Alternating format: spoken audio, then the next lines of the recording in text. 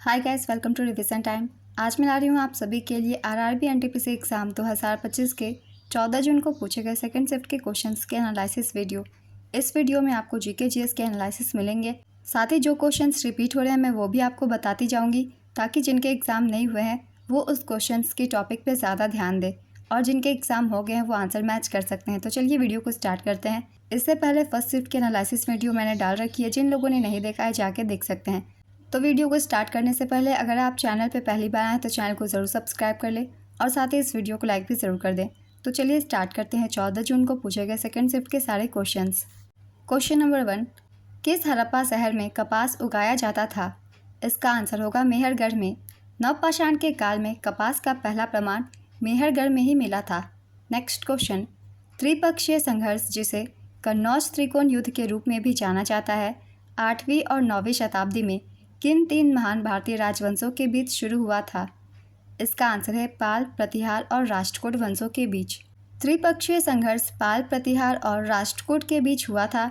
यह संघर्ष 785 से 816 ईस्वी तक चला और इसमें तीनों राजवंशों ने उत्तर भारत में कन्नौज के लिए नियंत्रण के लिए संघर्ष किया था। त्रिपक्षीय संघर्ष के दौरान पाल, प्रतिहार और राष्ट्रकूट ने बार बार एक दूसरे के खिलाफ युद्ध किया। इस संघर्ष का अंत प्रतिहार शासक नागभट्ट द्वितीय के द्वारा हुआ, जिसने कन्नौज को गुर्जर प्रतिहार साम्राज्य की राजधानी बनाई। नेक्स्ट क्वेश्चन, खेलो इंडिया पैरा गेम्स 2025 का आयोजन कहाँ हुआ था? इसका आंसर है नई दिल्ली में। खेलो इंडिया पैरा गेम्स 2025 से चलिए एक बार रिवीजन कर लेते हैं। शुभंकर का नाम था उज्ज्वला। इसका आयोजन 20 से 27 मार्च 2025 तक किया गया था। आयोजन स्थल नई दिल्ली थी। संस्करण था दूसरा। पैरा गेम्स का गान था खेलेगा खेलेगा मेरा इंडिया, जीतेगा जीतेगा मेरा इंडिया। अब देख लेते हैं पदक तालिका।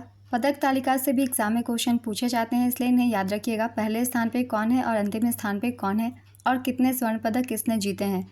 पहले नंबर पे है हरियाणा। पदक तालिका में हरियाणा ने 104 पदक जीते थे, जिसमें से 34 स्वर्ण, 39 रजत और 31 कांस्य थी। दूसरे नंबर पे है तमिलनाडु। तमिलनाडु ने 74 पदक जीते, 28 स्वर्ण, 19 रजत और 27 कांस्य। तीसरे स्थान पे है उत्तर प्रदेश। उत्तर प्रदेश ने 64 पदक जीते, 23 स्वर्ण, 21 रजत और 20 कांस्य। चौथे स्थान पे राजस्थान रहा। राजस्थान ने 64 पदक जीते थे, 22 स्वर्ण, 18 रजत और 24 कांस्य। पाँचवें स्थान पे महाराष्ट्र रहा। 43 पदकों के साथ इसने 18 स्वर्ण, 13 रजत और 12 कांस्य जीते। नेक्स्ट क्वेश्चन, पावर पॉइंट में नई स्लाइड जोड़ने के लिए शॉर्टकट कुंजी कौन सी है? इसका आंसर है Ctrl+M। काफ़ी बार ये क्वेश्चन एग्जाम में पूछी गई है, एक बार ही नहीं बल्कि एक बार से ज़्यादा, इसलिए इसे याद रखिएगा। अगला क्वेश्चन है, उत्तरी मैदान का पूर्व से पश्चिम की ओर विस्तार लगभग कितना किलोमीटर है? इसका आंसर है 2400 किलोमीटर। उत्तरी मैदान का पूर्व से पश्चिम की ओर विस्तार लगभग 2400 किलोमीटर है। इसकी चौड़ाई उत्तर से दक्षिण तक 150 से 320 किलोमीटर तक है। यह मैदान सिंधु, गंगा और ब्रह्मपुत्र नदियों द्वारा लाए गए जलोढ़ निक्षेपों से बना है, जो इसे बहुत उपजाऊ बनाता है। नेक्स्ट क्वेश्चन, मार्कोडम द्वीप कहाँ स्थित है? इसका आंसर है अंडमान और निकोबार द्वीप समूह में। नारकोडम द्वीप अंडमान सागर में अंडमान और निकोबार द्वीप समूह के उत्तरी भाग में स्थित है। यह भारत का सबसे पूर्वी द्वीप है और एक निष्क्रिय ज्वालामुखी द्वीप है। इससे पहले एग्जाम में माजुली द्वीप से भी क्वेश्चन पूछे गए थे, इसलिए कुछ द्वीप के बारे में आप सब पढ़ लीजिएगा। अगला क्वेश्चन है, मिनिकॉय और मालदीव को कौन अलग करता है? इसका आंसर है 8 degree channel. 8 degree channel Minicoy, जो कि एक लक्षद्वीप का द्वीप है, और मालदीव को अलग करता है।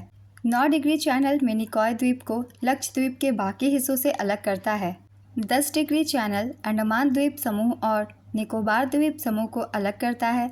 यह बंगाल की खाड़ी में स्थित है और भूमध्य रेखा के उत्तर में 10 डिग्री अक्षांश रेखा पर है। इससे भी एग्जाम में क्वेश्चन बनते हैं, इसलिए इसे भी याद रखिएगा। नेक्स्ट क्वेश्चन, कौन सी नदी विशाल मैदानों का निर्माण करती है? इसका आंसर है सिंधु, गंगा और ब्रह्मपुत्र। सिंधु, गंगा और ब्रह्मपुत्र नदियाँ भारत के विशाल मैदानों का निर्माण करती है। ये नदियाँ हिमालय से निकलती है और अपने साथ लाए गए तलछट को जमा करके विशाल मैदानों का निर्माण करती है। नेक्स्ट क्वेश्चन, अंतर्राष्ट्रीय मुद्रा कोष के अनुसार 2025-26 में भारत की अनुमानित आर्थिक वृद्धि दर कितनी रहने की संभावना है? इसका आंसर है 6.2%। नेक्स्ट क्वेश्चन, भारतीय संविधान की 11वीं अनुसूची में कितने विषय हैं?